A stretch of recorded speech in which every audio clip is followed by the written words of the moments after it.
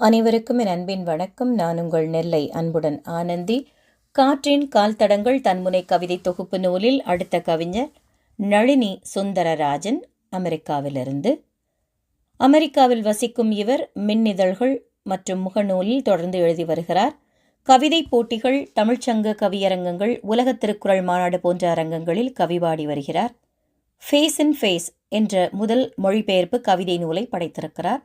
திக்குகளின் புதல்வியர், உரைபணி உதிர்த்த இறகு, வலசை சென்ற வண்ண மயில்கள் போன்ற தொகுப்பு நூலில் இவரது கவிதைகள் இடம்பெற்றுள்ளது. இவருடைய கவிதையிலிருந்து ஒன்று உங்களுக்காக. கிளைகள் பரப்பி வாழ்வது கண்டங்கள் கடந்த வெளிநாடு, அயலகம் வாழ்வோர் பற்றி இருப்பது ஆணிவேர் ஒன்றான தாய்நாடு.